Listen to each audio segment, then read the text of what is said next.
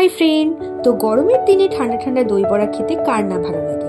তো আজ আমি তোমাদের সাথে সেই দই বড়ার রেসিপিটাই শেয়ার করে নিই, চলো। তো দেখো, আমি আগের দিন রাতে 300 গ্রাম বিউলির ডাল ভিজিয়ে রেখে দিয়েছিলাম। তো এখন আমি ওই ডালটাই মিক্সারে দিয়ে একটা মিহি পেস্ট বানিয়ে নেব। তো আমি এই পেস্টটার মধ্যে হাফ চামচ নুন আর মৌরি দিয়ে খুব ভালো করে ক্লকওয়াইজ ফেটিয়ে নিয়েছি। তো যত ভালো করে তোমরা ফ্যাটাবে তোমাদের বড়াটাও কিন্তু খুব ভালো ফুলে উঠবে।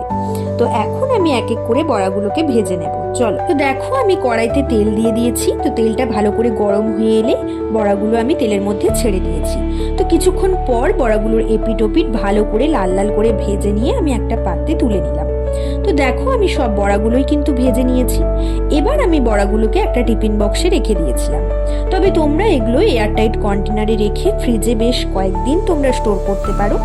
তো চলো, এখন আমি কিভাবে দইটা রেডি করি তোমরা দেখে নাও। প্রথমে আমি দই নিয়েছি আর তার সাথে দেখো চিনি দিয়ে ভালো করে আমি মিক্স করে নিয়েছি। তবে তোমরা যদি টক দই খেতে পছন্দ করো তাহলে তোমরা চিনি নাও অ্যাড করতে পারো।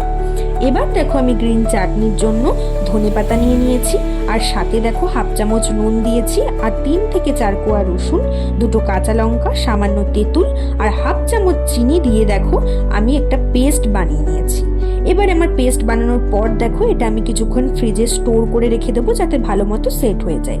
এবার আমি তেঁতুলের চাটনিটা বানিয়ে নেব। তার জন্য দেখো, আমি কড়াইতে 1 কাপ জল ভালো মতো ফুটতে দিয়েছি। তার মধ্যে আমি 4 থেকে 5 চামচ চিনি অ্যাড করলাম মিষ্টির জন্য। একটু ফুটে এলে আমি তেঁতুলও অ্যাড করে দিয়েছি। তারপর দেখো, কালারের জন্য আমি 1 চামচ কাশ্মীরি লঙ্কার গুঁড়োও অ্যাড করেছি আর তারপর হাফ চামচ নুনও দিয়ে দিয়েছি। দেখো, ভালো করে ফুটে এলে আমি কিন্তু এটা নামিয়ে নেব। এবার এটা আমি ঠান্ডা করে ছাঁকনিতে ছেঁকে নিয়েছি। দেখো, আমার তেঁতুলের চাটনি কিন্তু রেডি। এবার দেখো, আমি বড়াগুলোকে 20 থেকে 25 মিনিট আগে সোক করতে দেখো আমি একটা ফোড়ন বানাবো। তার জন্য আমি সর্ষে, কারি পাতা আর আদা নিয়ে নিয়েছি। এবার আমি কড়াইতে তেল দিয়ে ওই সর্ষে, কারি পাতা আর আদাটা অ্যাড করলাম। এবার দেখো, একটা পাত্রে আমি জল নিয়ে নিয়েছি, তাতে হাফ চামচ নুন আর হাফ চামচ চিনিও অ্যাড করে দিয়েছি। এবার আমি ওই ফোড়নটা দিয়ে দিলাম। এবার এতে বড়াগুলোকে 20 থেকে 25 মিনিট আমি ভিজিয়ে রেখে দেবো। তো কিছুক্ষণ পর আমরা বড়াগুলোকে তুলে নিয়ে সমস্ত জলটা হাত দিয়ে চেপে বের করে নিয়ে একটা পাত্রে রাখলাম।